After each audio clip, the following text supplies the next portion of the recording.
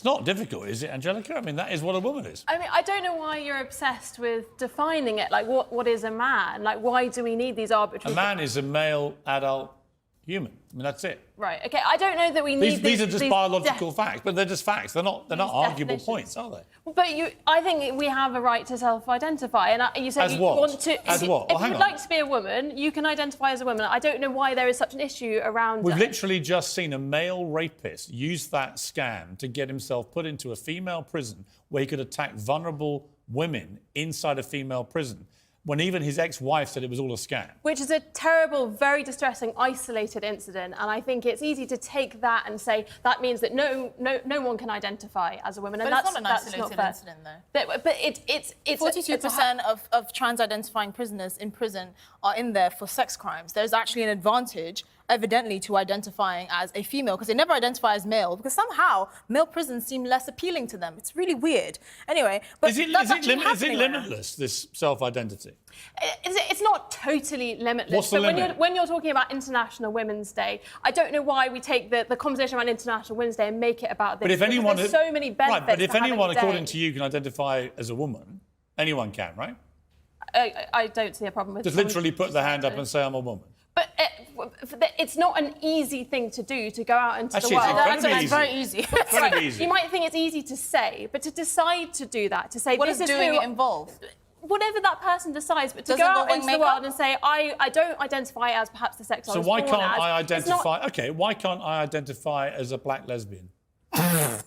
Well, firstly, I mean, it was... Well, I'm serious. If I can identify as anything without any need to prove I'm actually what that is, why can't I, on International Women's Day, say, I'm Piers Morgan, I'm a black lesbian? I think taking it to a kind of absurd status... I think that's what... about quite a with strong respect, I think that change. you'd already opened the absurdity door by saying it is limitless. You can do what you like. Anyone can say, I'm a woman. So I simply ask you, why can't I? I mean, this point kind of ridicules trans people to an extent. Actually, I think what you said ridicules trans people, because actually people who go through the full process of transition, who actually go through what we used to call a sex change, which I don't think you can muck around with original biology, but those who actually go through surgical procedure over a number of years, I've got great respect for that very difficult journey they go on. I have zero respect for people who just wallop their hand up and go, suddenly, I'm a woman and I want all the rights that a woman has and I want to compete, say, in sport. I'm a 6'4"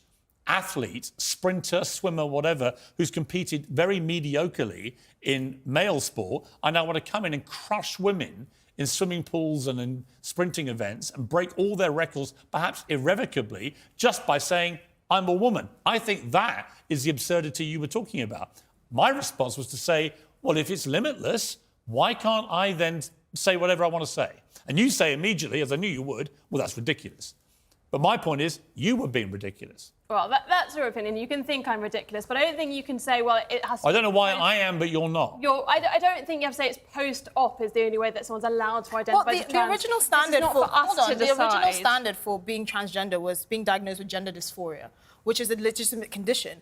And now it's being, however way you feel. So if you feel on Tuesday you're a woman and on Thursday you're a pizza, that's perfectly valid. But to you, that's ridiculous. And I want to know why that is ridiculous. We should be talking about actual women on International Women's Day. That's not crazy. I mean, I agree. I think, but your idea of an actual woman... chromosomes. It's an adult female. It's not difficult. The chromosomes are a pretty good indication. I don't think you have to be biologically female to identify Then as a you woman. are wrong, because then I can identify as a fox.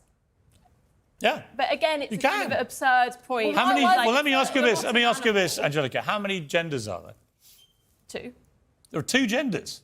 Oh. Wow. So you don't believe in transgenders at all? Well, I think there are... Whoa, hang on. Whoa. There are 2 genders? Well, it's taught in... Well, why do you say well? You've literally just launched this huge defence of transgenderism. Now you've eradicated it. I think there's... If there are 2 genders, you mean male and female, right? There's gender fluidity. I will... Fluid between what? Between what? Between different identities, and we can choose different identities. You see how difficult this is, though? But it is difficult, but I think making... But it's not difficult until you make it difficult. You see, the BBC has done teaching videos to 11 and 12-year-olds where they say there are 100 genders. One of them was astrogender, which is an affinity with the stars and the galaxy. My response to that, on the last show I did, was to say, well, in that case, I identify as a 2-spirit penguin. I was then told I was being ridiculous, but I made the same point. The ridiculousness is the BBC teaching kids there are 100 genders. There aren't. It is absurd. Bring back Tommy Lehran, who I imagine is hyperventilating over there in America. Tommy, I mean, look, I don't see why, if it's limitless, I can't just say, I'm Piers Morgan, I'm a black lesbian. Because that is where limitless self-identity takes us. It means that male rapists can say they're women and get into female prisons. It means I can say I'm a two-spirit penguin or a black lesbian, and why can't I? Because that is where it takes you.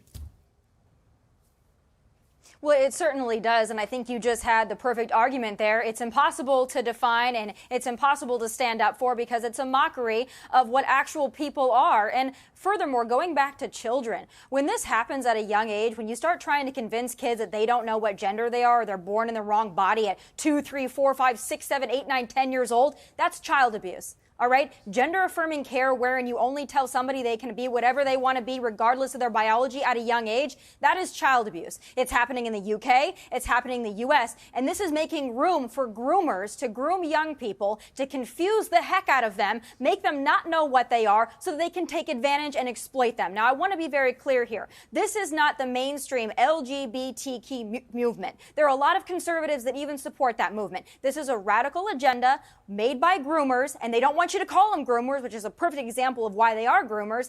This is what we're doing, is to confuse young people, to confuse all people, to make them dumber, make them confused as to what they are. It's a mockery of women's rights. It's a mockery of human rights. Yeah. And we should no longer be having the discussion. And you end up discussion. with scandals like the Tavistock Clinic here in London, in the UK, where they were basically mutilating children, young, kids, teenagers, mutilating their bodies irrevocably. And then it turned out, after it closed, after a scandalous report came out, that 97% of all the patients had other conditions, from autism to depression to other issues, which may have been affecting their ability to think straight about what they wanted to be. And that was, to me, as a father of 4 kids, utterly horrific, just horrific.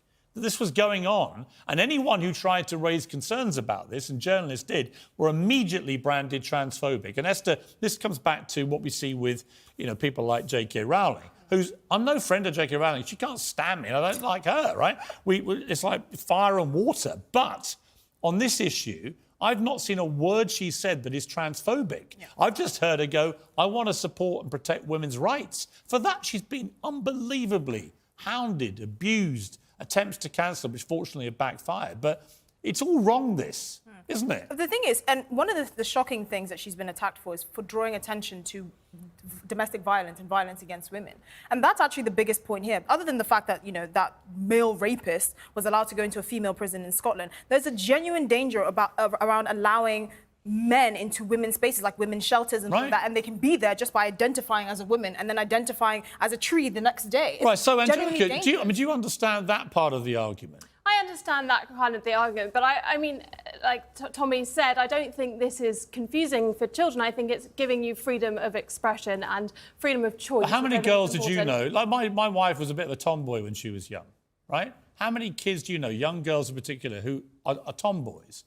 But if the wrong person gets hold of them and persuades them, actually, what you should start doing is mutilating your body and have a full attempt to become a boy, that's not what most tomboys end up wanting. They end up actually going through puberty, getting older, and then that's it. They become women, right? But if you get hold of these impressionable young minds too early, when they're just clowning around being tomboys, that's the danger to me.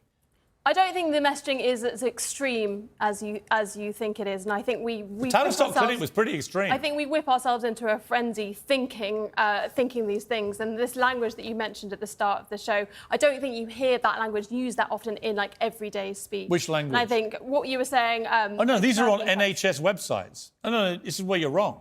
This is actually NHS websites in many cases. They genuinely call women chest feeders, birthing partners. They dare not say anything gender specific to women in case some trans people don't like it. To which I say, where are the rights of women to be called what they want to be called? Why does all language have to be degendered for a tiny minority of people? I think the problem is there's so much fear around having these kind of conversations and saying the wrong thing, getting it wrong. That means that people can't have conversations that feel kind of progressive about what is gender identity, what does the future look like, how do we create a compassionate space. So I think to your question at the start, like what is women and why politicians wouldn't answer it, they're so scared of getting it wrong. And well, people are scared because the mob come for them. Yeah. Exactly. And the mob needs to just go away and shut up. Anyway, I think scrap International Women's Day until we can all agree what a woman is.